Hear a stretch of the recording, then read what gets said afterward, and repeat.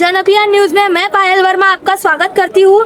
जैसा कि आप देख सकते हैं, हम आ पहुंचे हैं तहसील, जहां आज महानगर पालिका चुनाव के नामांकन का आज आखिरी दिन है।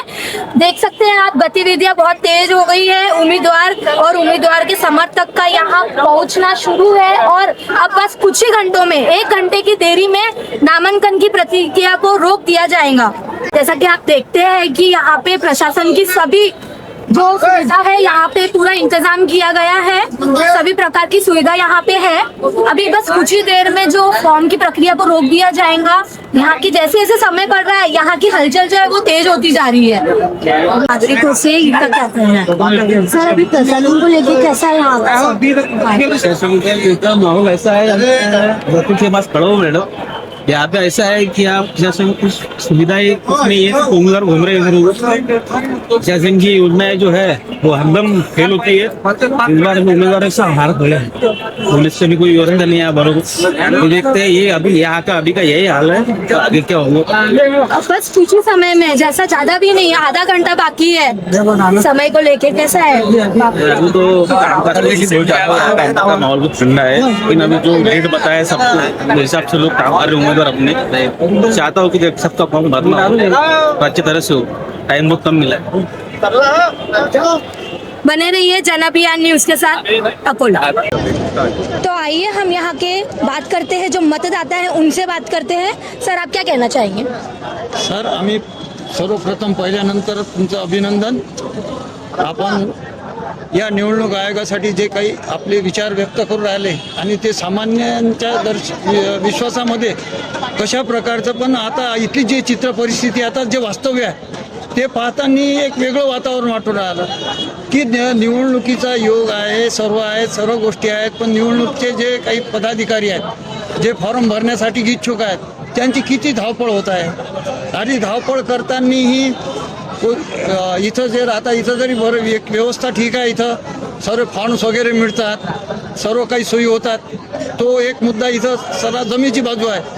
तरी पण किती मोठी धावपळ सर्व गोष्टीचा, पुन्हा बरेचशा अडीअडचणी येतात, प्रत्येक उमेदवाराला तोंड द्यावं लागून राहिलं आणि सर्व घाई करताना काही गोष्टी अशा म्हणतात की पक्षाचे जे एवढे मोठे पदाधिकारी नेते आहेत, या नेत्यांनी अजून समजा युती आहे, तुमचं वेळेवर फॉर्म नाही, एबीबी फॉर्म नाही, डोळ्यात अश्रू आले, एबीबी फॉर्म नाही, एबीबी फॉर्म नाही, उमेदवार रडून राहिले।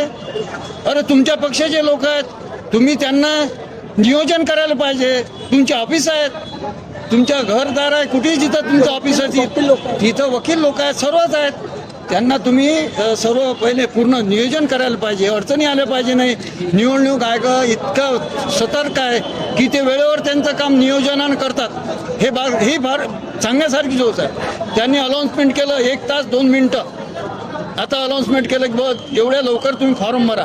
या ज्या सूचना असतात, मग तुम्ही पदाधिकारी आहेत, तुम्ही युती करायची आहे, तुम्हाला सर्वांना मतदान करायचं आहे, सर्व गोष्टी बरोबर करायच्या आहेत, तुमचे फॉर्म भरायचे आहेत, प्रत्येक इच्छुक मालाची नाराजी नाही झाली पाहिजे। त्यासाठी लोकशाही आहे आणि या आपल्या अकोल्याचा महानगरपालिकेचा विकास व्हावा यासाठी आपल्या अकोल्यामध्ये एक लोक जे म्हणतात लोकसेवक, त्याला आपण असं म्हणू की आदर्श लोकसेवक जो निवडून येईल आता, आणि तो कशा प्रकारचे कामं करतो, काय करतो, तर चांगल्या लोकांना निवडून द्या एवढी अपेक्षा आहे। कारण निवडून चांगला माणसं देसाल तर काम करतील, नाही तर आमचं आता पुरं आयुष्य गेलं, आम्ही पाहूनच राहिलो। आमच्या मनात असं आहे की नको नेता नको सावकार, आता नको नेता नको सावकार, आता मन मंदिरचा पुजारी आता नकोसा झाला। तरी पण दुधात साखर टाकणारे लोक असतील तर चांगला या अकोल्याचा विकास करा, आपल्या अकोल्याचं नाव लौकिक करा। मीडिया आहे तुमच्या पाठीशी, दैनिक आहे, साप्ताहिक आहेत, खूप लोक तुमच्या पाठीशी आहेत, ते तुमचा प्रचार प्रसार चांगला करतील अशी मला अपेक्षा आहे। आणि सामान्य माणसानं यावेळेस मन लावून मतदान करा। जे आपल्याला आवश्यक असेल ते मतदान करा। ज्यांना तुम्हाला निवडून द्यायचं त्यांना निवडून द्या, असं काही कोण्या पक्षाचा दबाव तंत्राखाली येऊ नका।